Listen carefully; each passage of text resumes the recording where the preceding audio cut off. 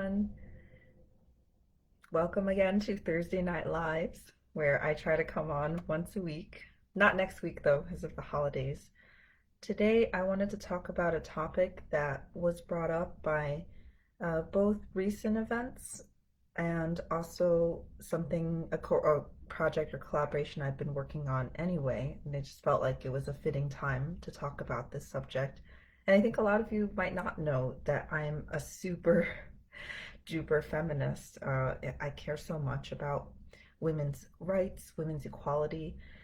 That's really the thing that has carried me into being able to do all of medicine. Because when I was trying to choose what I wanted to do for medical school, what field, I didn't like any of them, but I just said, I know I care so much about empowering women, helping them take and have control over their lives. And I know that unplanned pregnancies can really derail someone's dreams or goals. And I just felt if I can provide this service and I can help women and girls have that support and those resources, because especially for me growing up, we never talked about any of that. I had the typical very brief sex education about periods and this is how the body works and STDs are dangerous and so sex is dangerous, just save it for marriage. That was basically it. And I know culturally too, it's taboo, at least in most Asian cultures. And so my parents, we never talked about the birds and the bees. And even when I had my first relationship in my senior year of high school, it was still all just a mystery too. And I just remember feeling so isolated and so confused and so alone. And I just didn't know whom I could turn to and talk about any of these topics with. I was too embarrassed to share that with my friends. I think the internet back then was just starting up. I know now we can reach out on online forums and Google things, and there are a lot more. But anyway, it was just, I think, because of my personal experiences with that, and later realizing that I was in a toxic relationship, I was not treated well or respected, and I didn't not knowing it at the time. I remember just being so grateful that someone even liked me in that way because I was that fat, ugly girl growing up who always watched her friends get into relationships but never thought that would happen for me. And so the first time someone expressed that they liked me, I was so overjoyed. I was like, oh my God, yes! And just fell totally head over heels and um, latched onto that. And like I grew up with Disney and anime ideals, and so I was just like, well, yeah, this is just living in a fantasy with that. And like I was just willing to put up with anything to have him stay with me, and it was just horrible. And like learning afterwards how unhealthy that was. And I'm thankful. I know many people have experienced a lot of microaggressions, um, or to outright on that spectrum from disrespect to outright sexual assault and rape and like even things like catcalling, objectifying comments, just all these all these things. Um, like fall into that, or even just someone not really respecting your boundaries when you say no, or you, at least if you don't say an enthusiastic yes, they take that as like, oh, it's okay to keep pushing or to keep asking. And I know that that's our fault as a society and the culture that we portray usually, that oh, these heroes are these pursuers who don't give up, or like, oh, a guy chases a girl in the not stairs with the typical heterosexual relationship, and it's like, oh, you just try to convince her, or like you try to see how far you can go with her. And it actually just really is very toxic tropes that we're creating, or these, we normalize it, we make it seem like this is just the way that it should be. And I feel like that's how it leads to that slippery slope, that it's just one small thing, you don't respect her no when like it's an innocent thing like asking her out or asking her to dinner or something small, and then it's like on the topic of doing more involved things, still crossing those boundaries. And I feel really thankful I haven't been a victim, because I think the statistic is 1 in 3 women have experienced sexual assault, and that is horrifying. It's just absolutely horrifying. And I think that's for the US. I know other cultures could be, I think it is worse in others, or better in, I know Europe, their sex education is a lot more open and informative. But I think in more repressed societies, I know in Japan, they don't even talk about getting women's cervical cancer screening, like and pap smears or exams. And so there's just a whole range. And so that's 1 in 3 women in the US. And then I think 1 in 5, or roughly 1 in 6, have outright experienced that very dramatic sexual assault, like either attempted or completed. And then a lot of times we're not believed. The victims are not believed that it happened, and almost to the point where they just feel like, well, they don't want to risk the consequences of speaking up. And I'm so grateful for the Me Too movement, that it's started to encourage people to speak out more. This whistleblowing and just really bringing awareness to this issue, because it is so important, and it really strikes a chord in me. And even though I haven't been a personal victim of the extreme end of it, and I've wondered why. I think maybe it was that relationship, but I think it stems back to uh, just my boundaries being violated by my family or in other ways. And so I just really feel like it's really important that we respect each other, that we check in um, repeatedly, continuously, like just on how we're doing, no matter what we're doing. If it involves 2 people, just because they said yes before doesn't mean they'll say yes every time, or just because they said yes to start down a certain path, they're entitled, like they have a right to change their mind if they're not into it. Like something, so many things, but especially sexual intimacy. It's just really both people need to be on the same page to really, I mean, how could you not think about the other person's, like you're doing something together. And anyways, so I've just felt really strongly about that, and that is a huge reason that that passion sustained me all throughout my medical training, which was in total after college. It was 9 years of that. And that's what's enabled me to complete my degrees, 4 years of medical school. And I first chose to be a gynecologist, an OBGYN. So I saw only female patients. And I loved being able to have those really deep, intimate, soul bearing, and vulnerable conversations with them. And I felt so, so honored that they trusted me to tell me things that they sometimes had never told anyone else. And I was so glad I could direct them to the resources that they needed, or just be that supportive ear for them, even if, and I hated that about the medical system, where they only allow you 15 minutes for an appointment. And I'm just like, someone's in tears, like they need more time. And like, but then it's also like, oh, I don't want to keep my next several patients waiting either. So it was just, I hated the confines of that. And that's just the medical system. And so that's why I feel like I'm in a much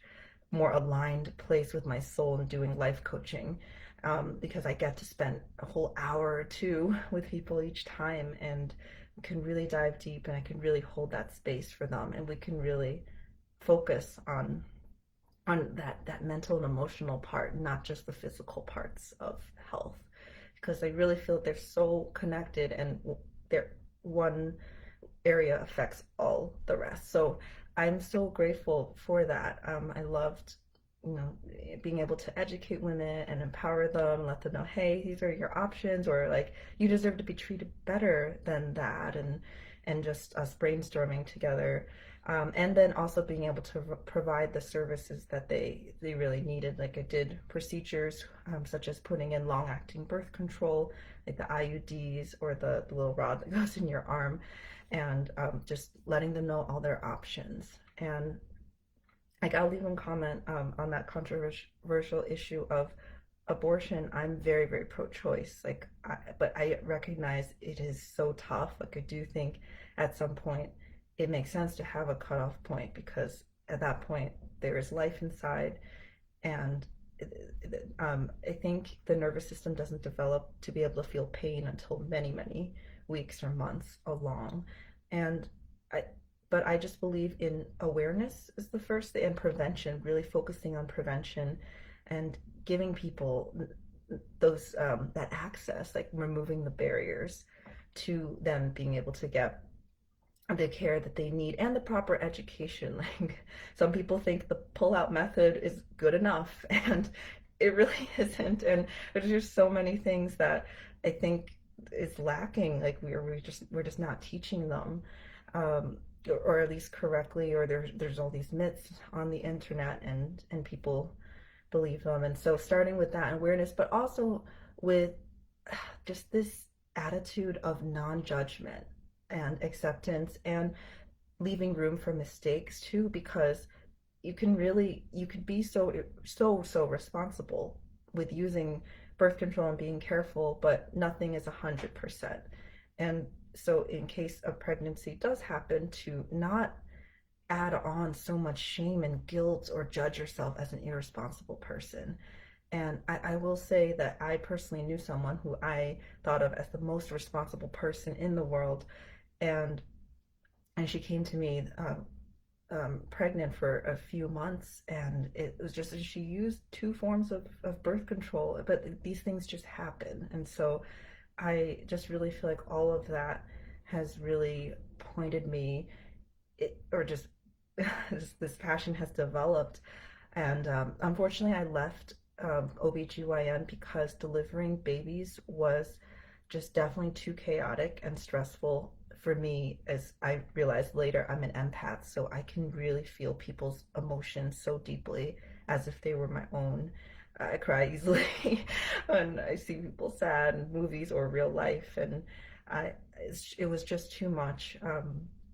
In the hospital, I delivered 400 babies or so, and thankfully they all went well when I've been the one doing them, and the C-sections too. But I remember seeing one case that was really, really traumatizing, and I was just a viewer, like an observer. But when things went badly, I just thought, this is too high risk. And um, knowing that, like, I just couldn't see myself continuing to serve in that way, in that environment. And so that's why I switched over to family medicine, primary care.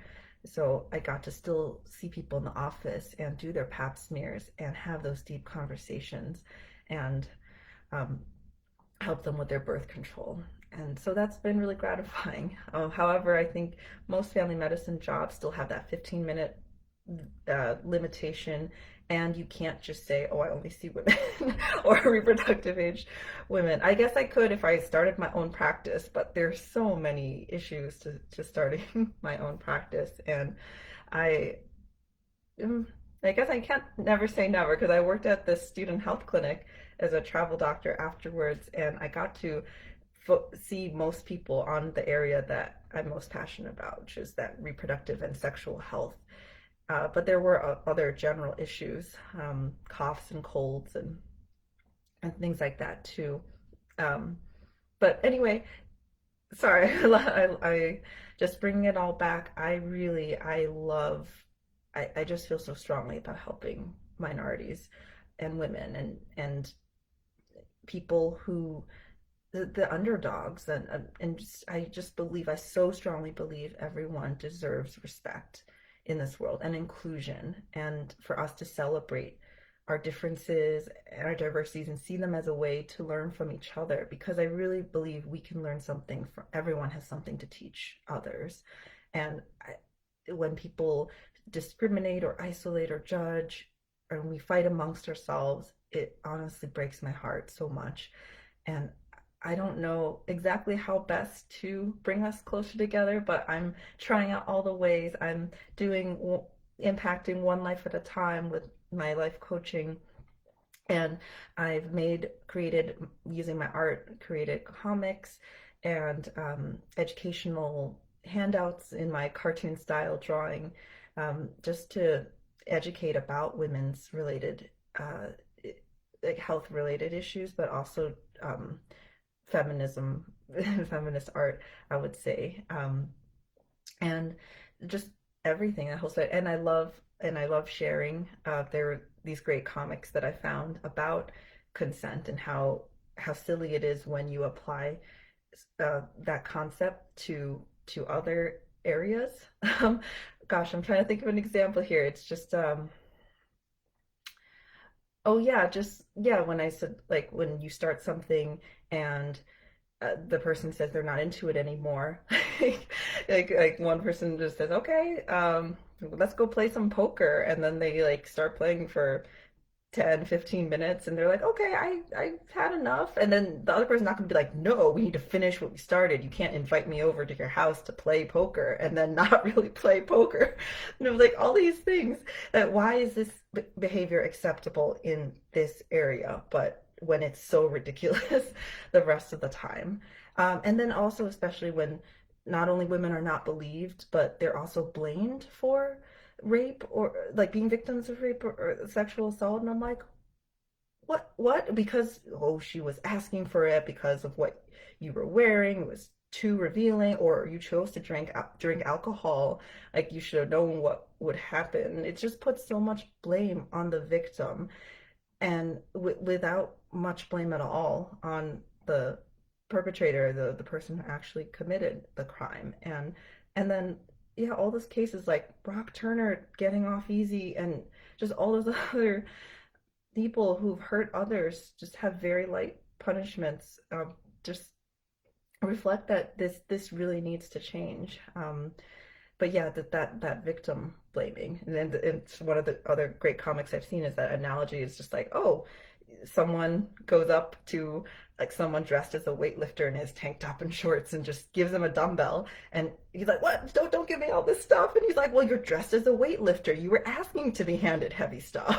It's just like, can we see how ridiculous that is? So I just love, yeah, using art and comics to open minds, or just change some perspectives or teach people something. Um, and so I'm doing that, and I'm always up for collaborations. If you also care strongly about this mission, please reach out to me. If you have an idea and you want it illustrated, or if you want us to draw something together, please like let me know. I'm all ears. I will always make time for it, no matter how busy I am, because I'm doing all this other stuff too. And then yeah, and I'm starting a course. Someone approached me about collaborating and doing a course together, and I'm so excited. We're going to do it about um, destigmatizing sex, and being able to talk very frankly about all aspects, because especially as culturally we're suppressed and repressed. And my family was not religious, but for her, she grew up in a Catholic family, and so just like being able to peel back those layers and removing a lot of secrecy and shame and guilt and fear and all that secrecy about talking about sex. And just talk about everything. Like first, it's even just discovering ourselves and our sexuality, whether we are asexual, heterosexual, homosexual, demisexual, pansexual. Like there's so many layers to us, and we just don't talk about it enough. I'll definitely be drawing from this incredible, amazing, empowering workshop that I did in my senior year of college at Brown University. I loved it. I think only a few places offer it. One college in California, and then Brown. It was called the Femsex Workshop, the Female Sexuality Workshop. And it was mostly women, open to men too, though. And I thought it was really great that we were all able to talk together and have such a safe space. And I really felt so close to that group of 20 afterwards. Yeah, I was really able to talk about things that I had never shared with anyone. And that really helped me feel more strong in my sense of who I am. And it really helped me love myself more, or at least start my journey towards loving myself and accepting myself, which is still ongoing. But it just I just want to be able to pass that on and do that for other people because it was life changing, and it truly, it was so amazing. And we talked about everything, so it's like our sexualities, and then um yeah, and like especially as women, it's like sex is not just procreation, unless you want it to be, of course. Respect what sex means to everyone, right? But a lot of times women are not taught that sex is not supposed to hurt, or that it's supposed to feel pleasurable, or like that it's okay to ask for um, like what you want from your partner. It's not something that you just have to do sometimes or put up with so that your partner doesn't leave you. Or it's there's just so much that we want to talk about in the course. It'll just be a live course. We'll have a discussion. We'll have like a brief lecture each hour of, well, it'll be 6 weeks, so each hour will be a third of the time, just a little bit lecture style, and then we'll break out into smaller groups and have these discussions and then come back together. So I'm super excited about it. I'm just um, so if you're interested in that, please let me know. Um, I think we'll try to limit it to 20 people, or maybe 30. Oh, that feels like too much. Probably 10 or 20. But yeah, like everyone's welcome. And we're going to do an intro sort of webinar for it in a few days on the 20th, Sunday at 8 Eastern Time PM. And so if you're curious, love to see you there. Um, I'll give I'll put the Zoom pre-registering link for that. But yeah, in any case, this is, oh, going back to femsex real quick, it was really cool. But one of their activities actually was just like, look at your own organs, right? They're like, look at your own cervix. I I was like, whoa, that is so cool. How do you do that? And then they actually gave us each a plastic speculum, which is like that duck-billed instrument that you insert like a tampon, then you open it up so you can see like into the vagina, and then you see the cervix, which is the opening of the uterus. So it's this is the uterus, and then the cervix is a little uh, uh, it's like they call it a donut, but it's it looks like a donut from that angle. And so I just remember being like, oh, but I've never even used a tampon, and like I didn't have never had intercourse, and I was just really nervous about it, and I was just like, I'm sorry, I really want to do it, but I don't know if I can. And they said, no problem, we got you covered. You can actually look at someone else's cervix. So I was like mind blown. It's like, that's amazing. It's like a volunteer person, and I just, and so we did it just in her dorm room. And I remember being in this dorm room, and clearly there's like two beds because it's like a freshman dorm room, but this was in my senior year. And I was sweating so much. I was just like, is this really okay? She's letting me like put this inside. Isn't it gonna hurt? And I, I was able to see a cervix for the first time, and I was blown away. And then afterwards, like, I just, what she said to me sticks with me always. She said, that was the gentlest exam I've ever gotten. You'll be a fantastic gynecologist one day. And so I just, it was like, wow, I was just so honored. And I have felt that way for the young women that I've seen too, and especially if I'm walking them through their first exam, gynecological exam or pap smear. And I just remember feeling so honored at the student health clinic that I was able to do that for them and with them, and in that gentle and compassionate way, and to show them that this doesn't necessarily need to be scary. And like, don't fear going to your doctors. Like, your health is really important here. We're checking you for uh, cancer and infections, and just all these things. It's just so rewarding to me. So anyway, yeah, that was my rant about women's empowerment, women's equality, feminism, just all of that. If you care about this mission too, please reach out to me. Let's chat. Let's, if there are any efforts that you are, or like rallies, I know it's a weird time with COVID, but I'm more than happy to get involved. I've actually not known how to jump in and get involved. as much. I've tried Googling, I've tried reaching out to certain organizations. I haven't heard back from a lot of them. Which, so if you know anyone or any way that I can contribute, um, please let me know. And especially globally too. And I think that's what we're hoping to do with our course as well, to by offering it online. We hope to reach people in other countries who really, really need it. And yeah, if anyone happens to know if there are any medical mission trips or just trips in general to go around educating, um, I'm more than happy to go on that and just not deliver babies, but like to go and educate and address birth control and do pap smears, and those procedures. But yeah, so thank you so much for your time today. I'm trying to think if I have any final thoughts on this. Yeah, I think just spreading the word too. I wanted to say it's like there's so much about saying like, oh, here are the techniques that women should do to protect themselves. Learn self-defense, carry pepper spray, carry a rape whistle, don't go out too late at night, or all these things. I'll share some powerful things that I saw. Like someone put a chart, and he asked a room of both men and women. It's like, what do you do on a daily basis or regularly to make sure you're not sexually assaulted? And on the women's side, there were so many things listed, and the men's side is just like, I have never really thought about this. And I know that some men are sexually assaulted too. I think it's 3%. And it's just awful. And so many children are too. And it's really, yeah, there's, I just don't understand, I guess, why we disrespect other people's boundaries or hurt them. So I was trying to say it's not just on the role of the victim to learn how to better protect ourselves. It's also really on the role of like educating and really, yeah, educating the perpetrators, the people who do commit that. Like our media needs updating.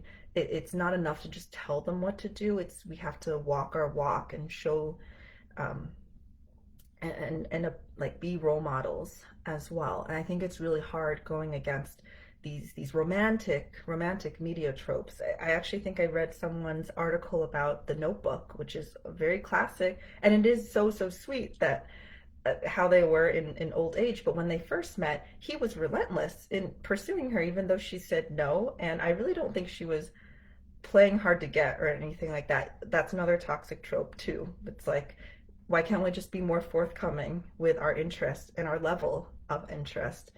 Um, and so he just basically not blackmailed her almost into agreeing to a date with her. Like he basically threatened to hurt himself. It's just, I don't want to spoil the movie, but they're just definitely, we have to start changing the kind of things that we're showing. I really think, or just talking about it, as well. And also speaking up when we see a small act like of disrespect, a microaggression. And a lot of times the person doing it might not have even been aware.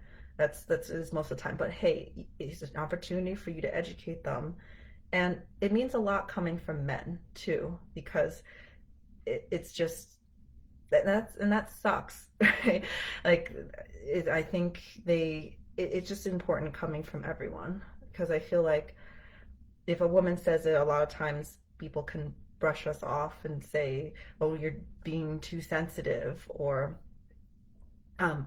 So it's just really important, I think, that we all take a unified front with this, and yeah, and really emphasizing and teaching what enthusiastic, very affirmative consent looks like. So silence does not mean keep going. A lukewarm, I guess, okay, a lukewarm yes does not mean keep going. Or just like yes, but with weird, or not weird, like clearly uncomfortable body language, also please no. Or like a nervous laugh. I mean, I remember reading about that what happened with Aziz Ansari, who's someone that I had a huge amount of respect for until I, heard about, or I read about what happened. And I don't know, right? We don't know if the full story, and there are probably biases on both sides, but it really sounded like he did not heed all of those clear signs of discomfort.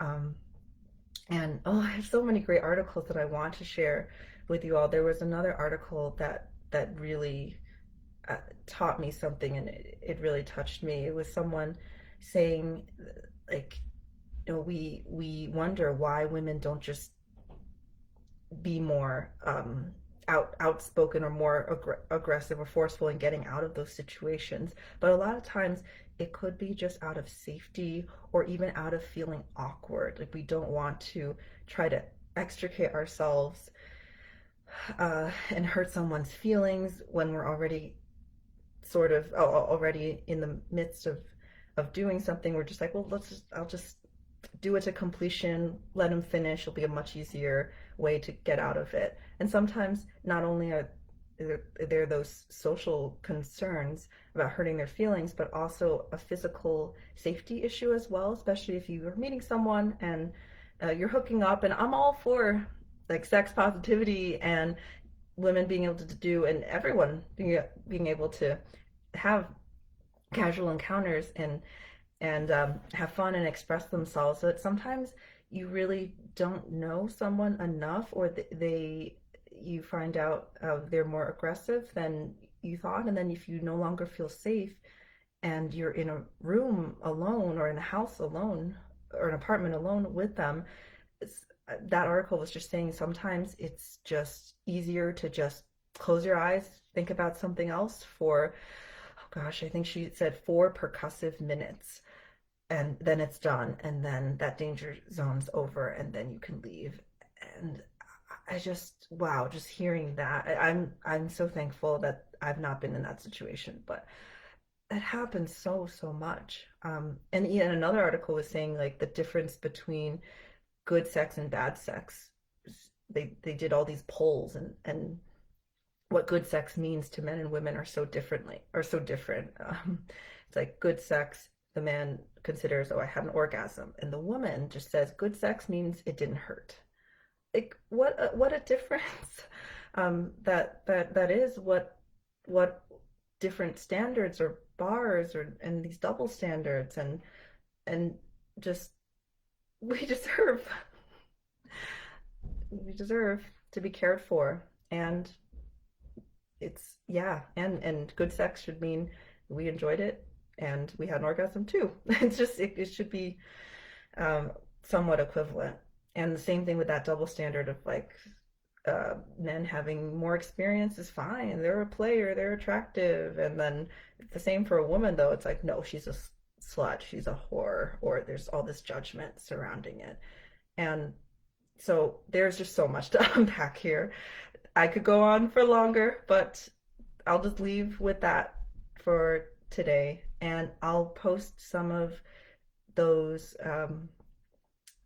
links, comics, resources, articles if you're interested in reading. I think they are really enlightening. Um, and so I'll post them in this live as well. Well, the last thought I had is even just in terms of gender roles and with women being expected to take care of the house and do child raising, which is a full-time job in and of itself, and go to work. Now we're going to work, but then the domestic roles, most of it still falls on us. And we're getting better for sure. But then I didn't even know there was something called the mental load, which is when you keep track of what needs to be done around the house, like what groceries you need to buy, or when the child's immunizations are due. Uh, just all these things. A lot of time, the majority of that still falls on the women, and they were just saying that it's like a manager role. And then when partners say, just tell me what to do, what do you need help with, and tell me what to do, it's really they're not taking responsibility for thinking about what needs to be done next, taking on some of those managerial roles. It's kind of just saying, oh, I'm your underling, I'm just, you can order me around. And it's just that mental load is this exhausting invisible work. And I think that's what leads to some women saying like, oh, even though we split the household chores 50-50, I still feel exhausted, and that it's not quite an even split. And so that was like that comic was amazing. Just reading that. And so I think we're in a good spot. We're getting there. But I think just we need to spread awareness more and talk about all of these. So I'll try to do more lives on these. And if you want to come on and speak and be a guest speaker and share your opinions, you're more than welcome. So please let me know. Again, thank you for your time today and reach out. I'd love to chat about this. I could go on and on, but I will not make this live too long, at least for this time. All right. Have a good night, everyone.